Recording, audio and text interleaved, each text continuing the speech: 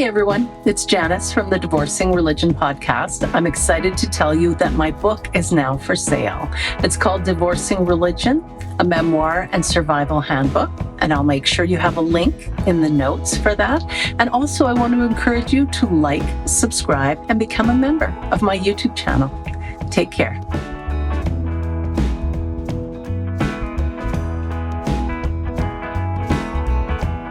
Hi, everyone. Welcome to the Divorcing Religion podcast. I'm your host, Janice Selby.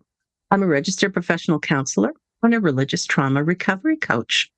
And before we get started today, just a quick reminder that my book, Divorcing Religion, a memoir and survival handbook, is now available. And also, now is the time to get your early bird tickets for the Shameless Sexuality Conference. I'll include links in the show notes.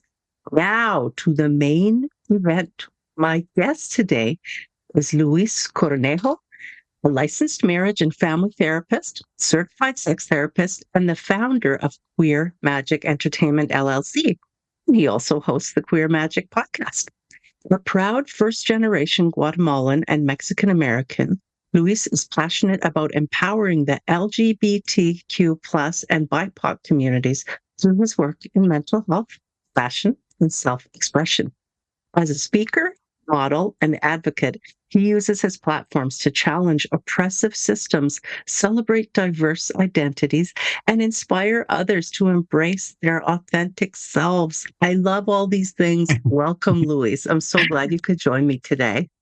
Yes, thank you so much for having me. I'm so excited to talk about this super important topic, and thank you for creating the space for folks to explore this. I mean, it's such a big, a complex, right, topic, and I think it's so important that we have an opportunity to not only share our stories and our experiences, but also collectively heal, right, from what we've experienced.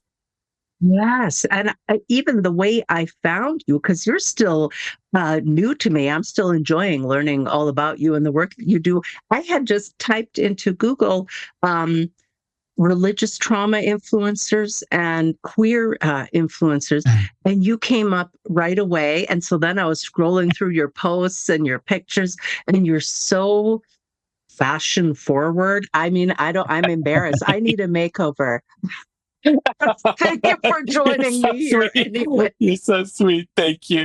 But I think that's what I love about the work. When I started going into fashion and helping folks find self-empowerment, is it wasn't about the clothes, right? It was about how we let our personality and our self-expression shine through. So I always tell folks, for me, clothing is a tool, is an accessory, but we all have such different views and sense of self that it's just so beautiful to see how people come up with, whether it's their hair, whether it's a favorite color, whether it is like a certain makeup, right, that they might not usually wear, a pin, right, some earrings. I mean, little things like that. And obviously it goes beyond that, right? Expression through words, expression through art, expression through even speaking, right, about topics that are important to us like these. So I love every form of self-expression. Oh, and even the word that you just used, expression, I feel like that's such an important part of the healing process. Sure. So whether we are walking through this world having experienced religious trauma or trauma as being members of the queer community, there are so many different ways, unfortunately, that we can be impacted by trauma. And being able to express our authentic selves is so important. And for a lot of us, that was really squashed for us. We were denied that opportunity. So I feel like podcasts and YouTube, these things are the best part of the times that we live in right now. The best uses for technology is we can be expressing ourselves and inviting others to collaborate and express themselves too. Absolutely. And it brought such a huge smile to my face when you shared how you found out about me, because for a long time, I actually didn't talk about my experience with religious trauma. So for you to share that you looked it up and it showed me, I think kind of was a gentle reminder of how allowing myself to finally talk about it after doing a lot of my own personal work, obviously, and making sense of it for myself and finding my voice within it has shown up in the work that I do. And I do have folks who often reach out and, talk to me, or even like ask me questions about my experience or invite me to talk about it, because it is still a very sensitive topic that not many folks, I think, understand in a lot of ways, because there's so much that goes into not just the concept of trauma, but when we talk about religion, for myself, at least in my experience, it took me a long time to understand that it was traumatic, because I was very confused by it and also very scared, and a lot of fear and anxiety and self-doubt. And so it wasn't until I was able to do that work that I started to feel comfortable talking about it. And so to hear that, now I'm seen as someone that is open to talk about it, it's almost like, wow, 4 years ago, I choked up. I couldn't even say the words or even talk about my experience because it was so overpowering. And now it feels like another aspect of something that I can share, and also talk about, right? So that people feel that sense of connection, right, in the words that I speak, if it relates to them. But even when it's not to the same degree, right, an understanding of how religion is not just about the specific organized aspect of it, but that it's embedded into lots of other areas of society, like gender norms, sexuality, even with our bodies, right? The way we express ourselves. I mean, all of it. So I think it's just so important, and it's so nice to kind of come back to it now and be like, okay, yeah, this was a very healing aspect of my journey. Beautiful. Yes. And even how religion influences our justice system in North America. So I'm in Canada, you're in the Mhm. United States, and you have a really interesting and beautiful heritage. Now, I Mhm. usually start off by asking my guests if they'll tell us a little bit about their childhood, what it was like, if religion played a role in that, and kind of Yeah. what got you to the space you're in now. So if you feel like sharing, I'd love to hear. Of course, of course. So I'm first generation, born and raised in Los Angeles, California. My dad is from Mexico and my mom is from Guatemala. And they came to the US at a very early age. I think my dad was about 13, my mom was 15. And they came from very traditional religious homes. My dad's family was mostly Catholic, my mom's was Christian. And so, they've shared stories with me of how they met and also connected and the relationship. But with religion, at least for me, I don't ever recall a time where it wasn't present. I remember from my earliest memories getting ready to go to church, my family praying, my family talking about church. And so it was a very big and influential aspect of our daily lives. It wasn't just we talk about being religious, they practiced it. So my family, my dad converted. So when he met my mom, they got married, he converted, and so they were evangelists, Christian. And for folks who may not know, in terms of even Christianity, right, there are various denominations and various practices, and evangelism is usually considered a little bit more on the very, I don't want to say extreme side, but definitely a lot more conservative and a lot more. I didn't use this word for a long time, but I will say that at least for me now and coming to terms with it, it did feel very cult-like in a lot of ways. And I say that because I remember how our church was very small. And so we mostly connected with the folks at our church. And there was a lot of community, a lot of really wonderful things. I recall a lot of really beautiful aspects of it as well, right? Being there for one another, a lot of community building, a lot of support for those who needed it. And so it was always a really influential piece of my life. And the beautiful stuff, I remember that so vividly because it's what led me to become a therapist. It's what led me to do the work that I do and wanting to help and support others on their journey. But there was also the other side of it. I remember from an early age hearing my parents and other people at the church talk about folks who were not people of God, or not chosen, or almost very dismissive of folks who were not part of the church. And so in that way, we became very interdependent amongst one another. We were told about what to eat, what we couldn't eat, what we celebrated, what we shouldn't celebrate. I grew up in a childhood where even now, like people will ask me, "Do you celebrate Christmas?" And I go, "We never celebrated Christmas. We didn't celebrate. Halloween was, a big no-no in my family. We celebrated Thanksgiving, but I don't think it was ever really aligned towards the historical context that it's used in, at least not in the United States.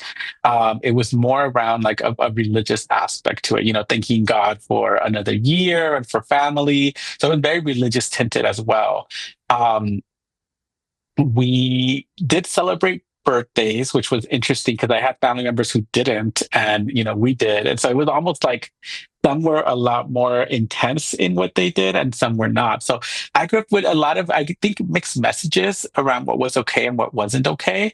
And alcohol was a big no-no. We talked about not eating seafood or shellfish because that was a big no-no. Even though my parents would still eat it here and there. And I remember just loving seafood, which is, one of those things where they would tell me, okay, we can eat a little bit, but not too much. I was always like, don't enjoy it too much. Don't enjoy it. Don't overenjoy it. Don't overindulge. We were told not to dance because it was pleasuring our bodies. We were not talked about biology, sexuality, any of that. So there was always a constant, like it was very present, everything that we did. I even today, like when I talk to my mom, I still always get throughout the conversation, and especially towards the end, remember to pray to God, remember everything's in God's hands, remember to always be a good person and follow God's rules. Even though my parents and I, we have a very interesting relationship, and for the most part, they are conscious that I don't follow religion. They're still going to church. They're still very active members. They've been active, since I was born and before that. And so that hasn't changed. I think their perspectives have a bit, mostly because they had to, having a queer son who came out and, really also, I think, advocated and, in a sense, gave them a choice, right, of wanting to either have a relationship or not. And I know that my parents, above even religion, they've always been extremely dedicated as parents. So I know for them it was very difficult. It was a very difficult process because they were holding religion and their beliefs while at the same time simultaneously trying to understand who I was and loving me. And so, and I say interesting because there's so many parts where we made progress and so many parts where we haven't. And all of this still connects, right, to my childhood, to religion always being very present, because at one point they would tell me that queer people, gay people, were not children of God and that they would not go to heaven. And so I grew up hearing this constantly. And I remember sitting in church, especially during my middle school years and early adolescence, not feeling like everyone else, feeling extremely different and disconnected, and starting to experience attraction to other boys. And hearing this was, oh my God, it was terrifying. I remember sitting there hearing the pastor yell, gay people are not children of God, it's an abomination, and people clapping. And so that not only reinforced my fear, but it also kept me from allowing myself to be transparent, be honest with them, and even ask questions, which I think was the worst part of everything, was that I had to find answers on my own most of the time. And there was no one that I knew, at least not back in the 90s, when I was a kid and into the early 2000s, that was openly proud or part of my community that, was advocating for queer people. And so a lot of it was confusing. scary. And on top of that, the fear, extreme fear of going to hell because I was told that that is what happens.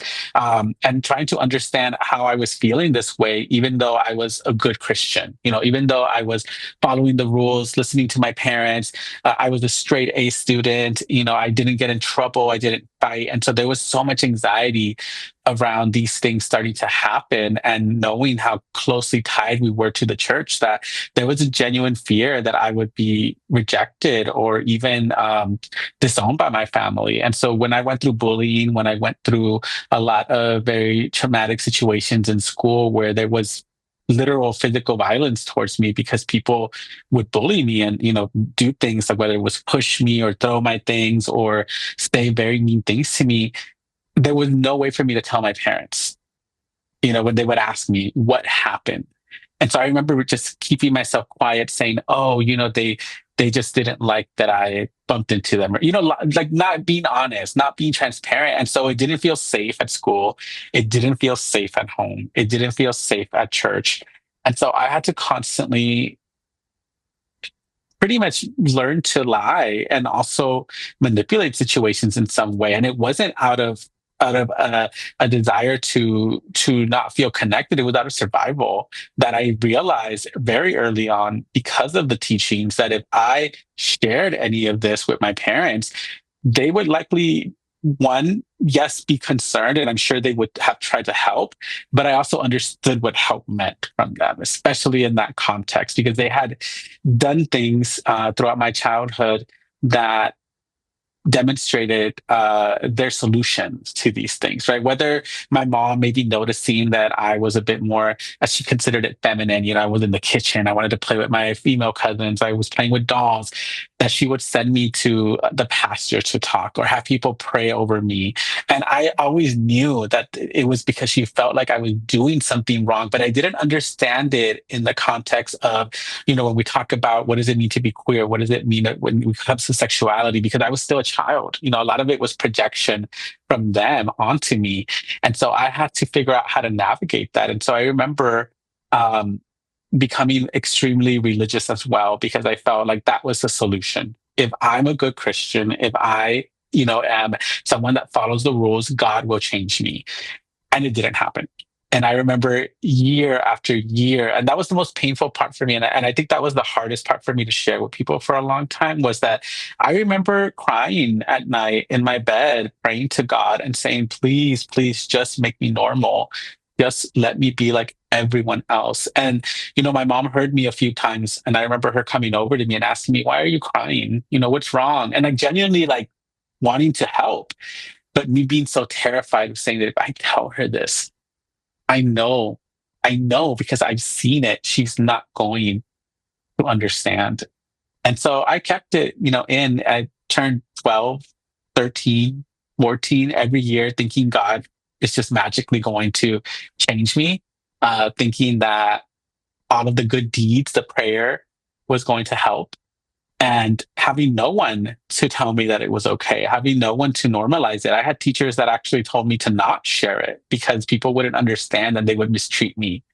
And, and these were teachers that I didn't even come out to completely, but they knew. And I remember almost having very, and I think about it, having very indirect conversations about it, where I think they knew, but we never said the words. It was almost like it was a dirty thing to say, you're gay, or or you're this or that, right? Queer. And so I remember the couple of teachers. There was one teacher that he never asked. He never said anything, but she was my art teacher, and she was the one that would buy me lunch and sit with me and talk to me about the bullying. And she was the only one. And I think she never brought it up because it's funny. I met her in my 7th grade art class. And when I left to high school, I actually transferred somewhere a bit far away. And she ended up working there as well.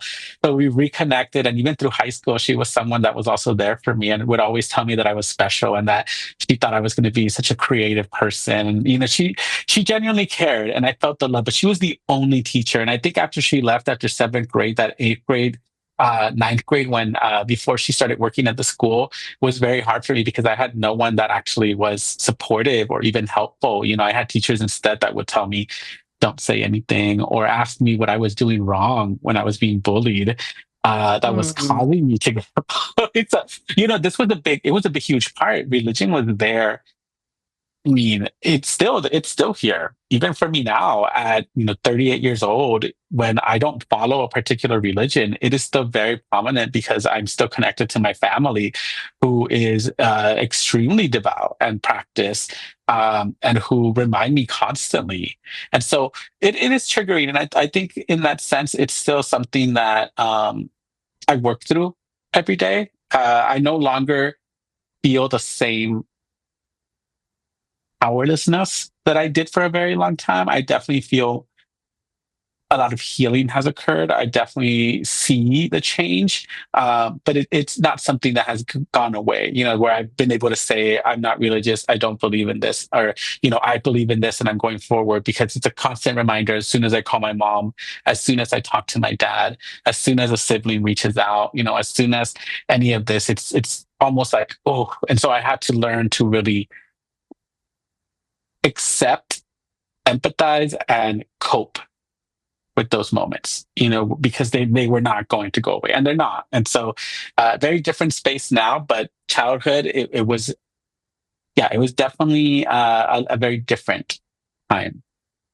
yes, yes. And so then it does fall on us, if we're able, and if we feel like it's still a healthy enough relationship that we want to Mhm. keep engaging.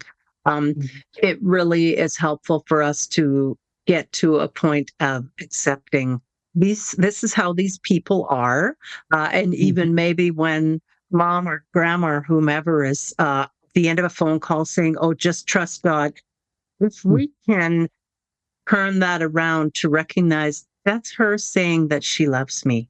And so I can Mhm. say, "I love you too, mom," or, this sort of thing, without having to get into um, Yeah. it all. So then I'm wondering, at what point did you feel comfortable or necessary, or that you eventually were out? Because now you're very public in the work that you do with the queerness. And so, like, how did that go? How old were you? Yeah.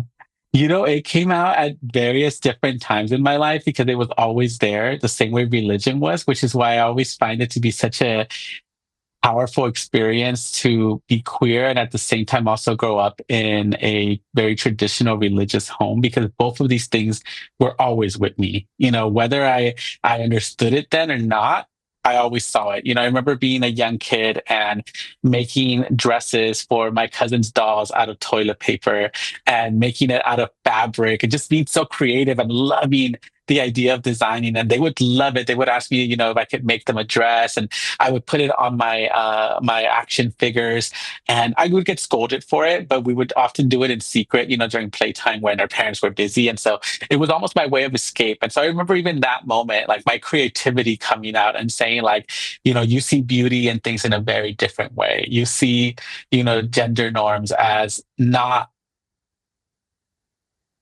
normal, right? It don't make sense to you. And I just remember having that gift for following my heart more than following rules and expectations. And so it did get me in trouble a lot, not in the sense of school or even behavior, but more in the sense of questioning things and being challenged or being told that I was too. My mom's favorite thing to say to me when I was a kid was, "You're too liberal. Your mind is too free. Like, you think too out there." And it was an interesting way of labeling it, because I think her goal was to make me almost feel boxed in to Yeah, fit less in. free. And yeah, yeah. And so it was interesting because I remember her saying, like, it was not okay for us to think outside of the box, to be creative, to be different. And she was very adamant about that in every aspect. I wasn't allowed to choose colors of clothing on my own. She picked them. I wasn't allowed to get my hair cut the way that I wanted. She would get my hair cut the way that she thought was decent. I wasn't allowed to spend time with certain people if she thought that they were, their parents were drinkers or partiers, or they weren't people that we should be associating with. Lots of little things like that. And so I remember knowing, because I would challenge these things. I know I gave my mom a headache. I think that's why she tried to figure out so many ways based on what she knew at that time. I don't think she ever, and we've actually never had this conversation, but I don't think she's ever understood how traumatizing some of it was, especially because she never explained it to me. One of the moments I remember was being around 6 or 7 years old, and she had a prayer group come over to our house, and they asked for me specifically. And I remember going into the middle of this circle, and they're putting like oil on my forehead and praying over me and saying things like, God, please help your child, he needs guidance, or saying these things and just feeling very confused about it. And I think for her, it was just that fear that she didn't understand why I was the one that was not falling in line or obeying or just being what they were telling me, but instead challenging, instead going, almost, I think I do, and I think this is part of me also working through it. I think I embarrassed them. Because they didn't see me as a normal little boy. I was very sensitive. I loved to read. I was always in the kitchen. I was always playing with the girls, and they would constantly tell me, don't do this, don't sit like that, don't talk like that, don't say that, don't play with your hair like that. My dad, which is really funny because he is from Mexico, he was not very machista, which is interesting because my uncles, his brothers were. And so we actually did not talk to them very often because my parents became a lot more connected to the church and they just did not agree with their lifestyle. But my dad was actually more emotional. And I think a lot of times a lot more understanding. There were moments where I felt he felt pressured to almost tell me I have to behave a certain way. And so he would tell me like, you need to play sports, or why don't you do this instead? Or he would say, boys don't do that, and I could tell that it almost bothered him because even to this day, he's always been the more loving, expressive one than my mom. He has cried with me, he has apologized to me, he has shared with me that he doesn't understand, which is what scares him, which is so big because that's so important. I don't need him to understand. I need to just hear that he loves me. My mom was the opposite. She was a very strict, very rigid, even now she does not like to see things that are not supposed to be the way they're supposed to be. And by that, I mean anything, whether it's even a haircut, I paint my nails. I can see it almost like it physically bothers her. And so that was, I think for me, the way I can explain it best was that I think coming out to them, I was always showing myself. And it wasn't until 4 years ago where I finally fully embraced it. And a big part of it was because of the pandemic. There was a lot of time for me to reflect, a lot of moments of me realizing how unhappy I was because I had come out, I had accepted being gay, but I realized that that wasn't enough of a description of who I was, and which is why I identify as queer, because there were so many parts of me that I was neglecting and pushing down because of the gender norms, because of the phobias, because of the messaging that I told myself, oh yeah, feminine man, or feminine this, or I can't be that, or this is too gay, right? Things like that, thoughts that I didn't even make sense to me, but I was regurgitating because that's what I was told. That those 4 years, I realized I was so unhappy, and I had already achieved so much professionally. I was a therapist in my prime in terms of like career wise. I was making six figures. I had a great office. I was, in a very prestigious area in San Francisco, and I was miserable. I was depressed. I developed type 2 diabetes because I was not eating well, taking care of myself. I dreaded going to work every day. I remember crying, like I do not want to go into the job. I remember dressing up. So I always joke because when I think back of my style then, and I tell people I dressed like my dad going to church. That was literally the way I dressed because that's what I was taught was professional, but also how men were supposed to dress. And I hated it. And I remember that even the day that I quit my job and I started to like move into this direction, started my private practice, started to embrace myself, I literally went into my closet, got all my sweater vests, got all the ties, got all the button-up shirts, and I put them in a bag and I took them to Goodwill. And I was like, I'm done with this. So it was almost like very sequential. And I think there were so many moments where that part of me wanted to just be seen completely, but because of the fear, because I knew that say coming out to my parents as gay was so difficult, that explaining queerness to them was even more. I mean, they would not have understood, and they still do not understand. To them, they still mix sexuality with gender. They still have no clue about queer experiences, or even like, to them it's like people just popped out of nowhere and they're not good. And there's confusion. I think now it's changed more. I don't think that's how they see it. But even when I came out to them as gay, my dad was reciting things from like the 70s and 80s about gay men, and they had this incessant, like, almost like, belief that I had been sexually molested or sexually abused as a child. And I remember telling them, like, no, like, I don't remember any of that. They'd ask me about uncles and they'd ask me about this or that, and I just remember being so adamant with them, telling them, like, that never happened to me. This is just who I am. And they had felt so confused by it because they had read, and this was the other thing. It wasn't just stuff that they had seen or read. It was things that they were being told at the church. And so they had no other reason to believe otherwise, because the church to them was the truth. And so that was something that I remember being very hurtful for me when I came out to them as gay and introduced my partner. And so later on, when I realized that I identified and was more aligned with the concept and philosophy of queerness, there was no way for me to explain that to them. I didn't even really know how to have words in Spanish to share this with them. And so, it's come up in more performative ways, in terms of like my fashion, things that they've seen change about me physically. Uh, Sometimes they'll look, sometimes they'll seem almost shocked, but they don't say things anymore. And I noticed that has been the biggest change. I think that they've understood that I'm willing to create distance if it doesn't feel safe. And you said something earlier before you asked me the question about maintaining relationships, and I absolutely agree. I think that there are some situations where it is very possible, and there's some where it's not, because it can be dangerous and it can be harmful, not just physically, but psychologically and emotionally. With my parents, it's fortunately has been a thing of, they just won't ask anymore, and they'll just accept. And that's it. That's where we're at, and they know that as soon as they make a comment or say something, that I will let them know, I really don't appreciate that, and I'm going to hang up now. And I'm actually going through, this year has been very challenging, because this was the first year where I actually went on a bit of a journey of creating distance with them, because the last year before that, I thought that we had moved past a few things, and yet there was, still a lot of feelings that they're holding on to. And so they do come out here and there.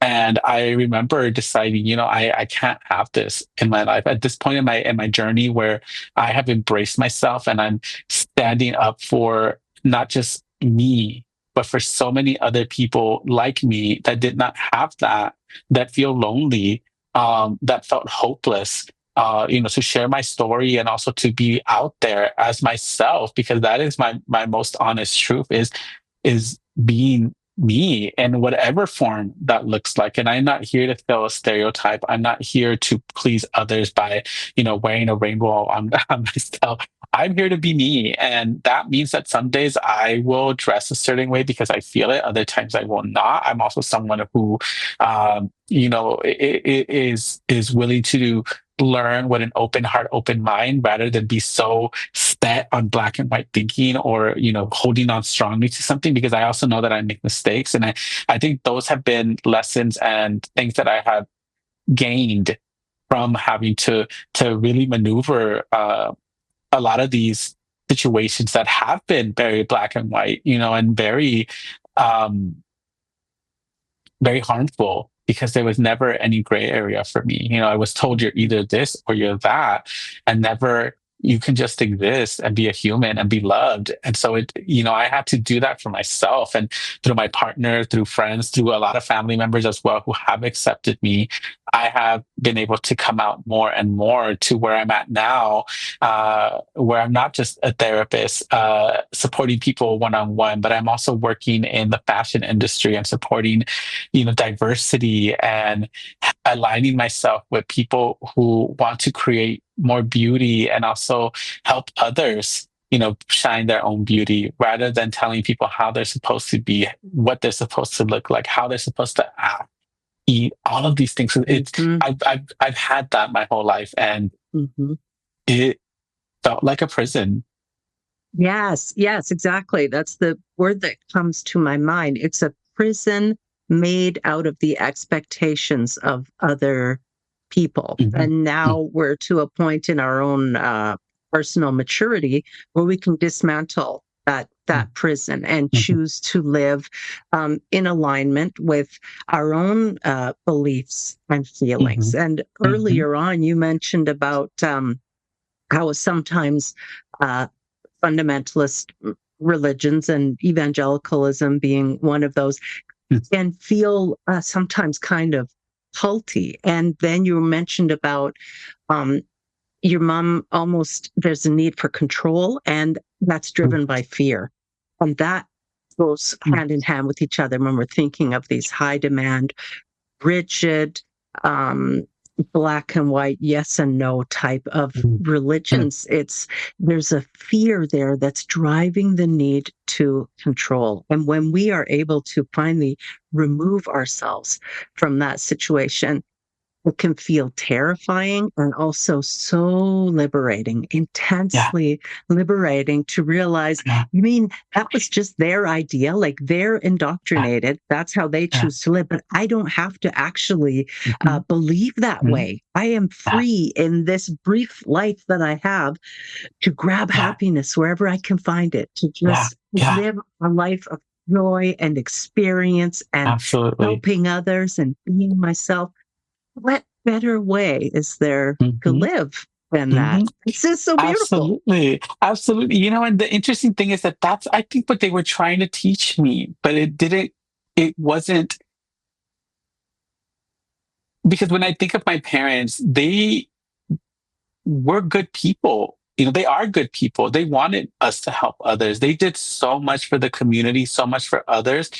But it was all of this other stuff that just got in the way of who deserved what and how and when, and rules and expectations and unrealistic assumptions and views and, things about people that were very distorted, that just, I think, ultimately got in the way of what they really wanted to do. And so when you said that to me right now, I was just thinking about it, because I was like, I'm doing the things that they had pushed me to do so much now than I did when I was following their rules, because it felt so rigid, in its own way. And it also felt very disconnected from what they were teaching. There was the, love thy neighbor, and yes, we need to love them, but they're wrong and they're going to hell. And it was almost like, okay, that's not really love. That's at least not when you think about it, because I remember moments where my mom would tell me, and you were absolutely right. This was from fear. It wasn't that she didn't love me. It was that she was afraid that something would happen to me, because she was told these things. And so her fear was leading to create more fear, and leading to this like almost very unhealthy dynamic that she created as a parent. I remember she would tell me, if you don't follow God's rules, the ground will open up and swallow you. And it's, and I think for a long time I would laugh at it, because I couldn't believe that I believed it. But then when I look back, it was extremely painful to be so terrified, thinking that as a kid, I really did think the ground was going to open and I was going to be swallowed up. I mean, when you say that as an adult, it's almost like, oh, but then when you think of a child who does not know and has to believe the people that are they're supposed to trust, it is terrifying to walk around thinking that at any moment the earth will open up, swallow you, and they'll never hear from you again. And it was because you were a bad person. Right. So, And it can mhm, influence us through the rest of our life too. Because I work with people in their 60s and 70s even. And mhm, even though they've been out of religion for decades, they can still be overwhelmed at times by a fear of hell. They maybe don't even believe mhm, in God anymore or anything, but mhm, they still, and that's because we received that indoctrination with a degree of fear as children, uh, usually when we're children, and then we didn't have the ability to critically determine mhm, whether this was true or mhm, not true. And then there's so mhm, much pressure to conform. And so we can eventually leave that, but sometimes then mhm, we're still not accepting and loving ourselves because mhm, religion insists that we place conditions on our love for other mhm, people and for mhm. ourselves. So we have to kind of get to a point where we are able to love and accept Yeah. ourselves and love and accept other people just as they are. Absolutely. And, it's very deep rooted, right? It gets very embedded into our being when you're raised and grow up in religion. And so, what you just said right now is so important because I think that we often see healing as something that happens and we're done. And honestly, for me, I've seen it as something that's lifelong because I know these things will pop up. And so, it's not about getting rid of them, it's about me really learning how to come back to myself and work through those very hard moments. Because, like I said earlier, there are lots of moments where I still feel shame and guilt. And I have to sit with myself and be kind to myself and do the things that no one else did for me when I was growing up and show up for myself and move through it. Even what you said about how, like, there are moments where I still wonder, am I making the wrong choice? Am I living the wrong life? And I honestly sit here and contemplate and think back and think about now. And I realize how I've never been as happy as I am now. I've never felt as free. And it did not change me as a person. I still care, support others. I still do this work because I firmly believe that we grow and we build and thrive in community. I educate and speak because I know that I'm not alone and I want others to not feel alone. All of these things that were innately who I am as a person. And none of that changed because I didn't follow religion or because I didn't follow what my parents said to me. It's still part of me. And so I always wonder, I think that's what usually helps me because I wonder about that. And I think, Luis, like you are choosing to be a good person while at the same time still accepting and allowing yourself to be who you are. And I don't know about the God that my parents taught me about, but I do hope that if God does exist, that's not the God that is with me. And so, and I carry that. I still pray. I pray. I still have moments where I turn to parts of the faith that I was taught as a source of strength. It's very different. It has translated and transformed dramatically from what I was told to something that feels connected to me, to something that doesn't have to feel in fear or an obligation, but more Right. because of trust and more because of faith and more because of love. Mhm. I'm not going to sit here and say that I am religious because I don't practice religion. But Mhm. like I said, there are many beautiful things that I did take from it that have also helped me in my healing process because I realized that I cannot let the other things be the more powerful part of it because there were so many Mhm. other things that did help me survive. I got through a lot of this because the prayer did help me. I Mm. never thought of harming myself or any of that because I did believe that things would be okay. And that was because I had faith that Mhm. that God was going to help. And even now, like can I firmly say I believe 100% in the way that things were explained to me? No. But I do have my own connection and relationship, Mhm. with my spirituality and God and some of the practices. And so I think that's the other important piece as well, right? Is how not only we transform, but also how we take these experiences and allow them to also transform with us rather than letting them be the anchor, right? That was holding us down. Mhm. Yes, I know with my own clients, I often speak in terms of um, a servant or master Mm. ratio. So, say if we're looking at social media is there to serve me. It's not to be my master. And the same can be said with religious faith or beliefs. Mhm. It's there, those are there to serve us and make our Mhm. lives bigger and better and more inclusive and all these things. It's not to master us with this Mhm. list of rules, these Mhm. do's and don'ts. And so I think that's where fundamentalists can get it wrong. And partly because Mhm. sometimes we feel safe by the rules when Mhm. if there are lots of rules and we feel like, okay, I'm safe if I stay within those. Mhm. But maturing sometimes then can allow us to move beyond that and see that we don't need those rules that bound our parents or our grandparents or Mhm. whatever else. They don't have to bind us. We are obligated to obey the laws of the land. Mhm.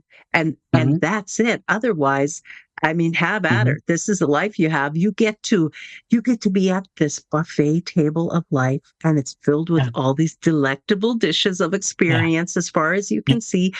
And religion would have you starve to death at that table, only limited to one Mhm. thing the rest of Mhm. your life. It doesn't have to be that way. You can go from Yeah. dish to dish, go back to a dish if it's really yummy, Yeah. choose not to go back if you don't want to repeat it. Mhm. You are free to make Mm. these choices and live Yeah. as a liberated person. It's so Yeah. wonderful. This is the yummy part of Yeah. being alive when we figure this out. Absolutely. And, absolutely. I love that the metaphor you use and that description because I think that's what often angers and also really upsets folks who don't understand that concept because they feel caged in, right? I said earlier, I felt caged in. I remember feeling like I wasn't only first generation, a child of immigrants, but I was also someone who came from a very religious home. I mean, there were so many nuances and little things that already made me feel different from so many people. But being religious was another one, feeling like my family was very extreme in the way that we lived, that other people questioned it, not everyone understood it. And so even that, I think when I think about it, what angered my parents more was not only that there was the fear that they were genuinely scared that I was not abiding and living the way that they were trying to teach me, but that they were also hurt and upset that they saw me not accepting what I was told and instead living my life in a very different way and seeing me thrive in my own way. And, I remember hearing my parents share with me a lot of their earlier experiences as children and not having control over their lives, not being able to decide what they wanted because it was not a privilege that they held. They had to move to this country to financially support their family back home. They did not get to live their teenage years as teenagers. They became adults extremely quickly and parents quickly.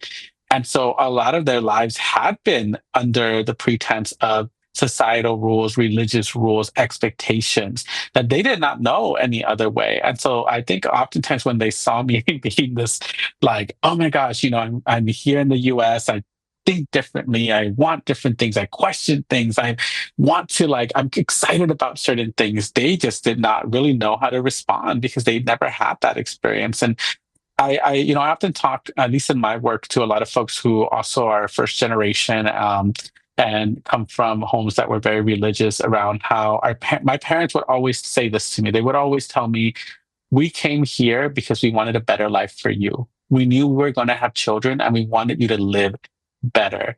And I reflect on that a lot because I think in their mind, because they didn't understand or have these experiences, they had a very set way of what they thought that would look like. And so now when I live my life, I think back and I'm like, I think that my parents couldn't imagine what they were actually giving me. They couldn't fathom that what they were actually gifting me was choice to live my life, to be myself, to be free. And so I think it hurts them because they think that I rejected that gift because they don't understand how much more complicated and complex the gift they actually gave me was. That I got to live in a place where I am able to find people who love me. I'm able to express myself. It doesn't mean that it's 100% clean cut. I mean, it can still be dangerous, for someone like myself, even in Los Angeles. I mean, there's political rhetoric here in the US everywhere. It's still here. But the difference is that I still get to be myself. I still get to live my life. And they gave me that, by being here, by the sacrifices. And I just think that, they don't understand it or see it that way. But I am extremely thankful to them. And I share this with a lot of the folks that I work with, because I think sometimes like I said, we sit on the black and white of thinking, they're upset because of this. And I understand them. I've seen what they've gone through as people who had to struggle so much, and yet made such a beautiful family and life out of what they were given. And yet, like I said, the biggest gift was really for me to be here. Now I get to do this work, I get to live my life. And I think that's another part of why, even with our relationship, after spending so many years in anger, the way you explained it earlier, when you said, sometimes you translate what they're really saying to you because you understand it so much more. That I know when my mom says, I'm praying to God, or, remember to put things in God's hands, that's the only way she can say, I love you. Mm-hmm. And it hurts. It hurts because I remember even pushing her and saying, Mom, I really wish that you could just speak for you and not have to use God. And she vividly, I remember her almost getting tears that she couldn't do it. Yeah. She didn't know how. She doesn't know how. And so when she says that to me now, I've learned to translate it as, I love you. I'm thinking of you. I want you to be safe. Mm-hmm. And I accepted it. And it's that. There's nothing else I can do. Mm-hmm. And you touched on this so beautifully. We are allowed to outgrow dreams that our parents had for us. It's beautiful that they have had dreams for us. They love us very much. Now, as adults, we choose the path that we go on, and it's okay to outgrow those dreams. So now we just have a few minutes left. How can people find you? And I want people also to know about your psychosocial media that you have there, because I've read some of the articles on there. I love them. Yes, thank you so much. I'm still revamping. I've actually stopped working on psychosocial media for a bit because I started my Queer Magic, business, where I've been focusing on self-expression and doing a lot more around speaking and also hosting, and just trying to get this message out there in a bigger context than I can do in individual therapy. But psychosocial media is also a very special project I'm hoping to go back to, where we provided articles for folks to read about mental health in a lot more digestible, easy to understand concept, almost like a magazine in a sense, but digital. And those were written by various different therapists. So, we stopped a couple of years ago. I'm definitely wanting to go back. But right now, the way that folks can connect and find me are, number one, Instagram. That's the platform I use the most. And that one is at Luis, Luis _ the THEE _LMFT. And then also my website, which is www.psychosocialtherapy.com. That's my private practice here for anyone interested in therapy in California, really virtual practice.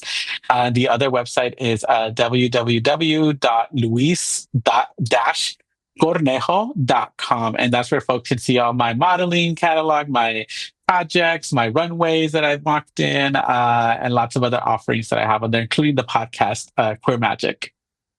Wonderful. Okay, that is so great. I'm going to make sure I have all those links that'll be included in the show notes. And thank you so much for joining me today. It was really a joy getting to know you.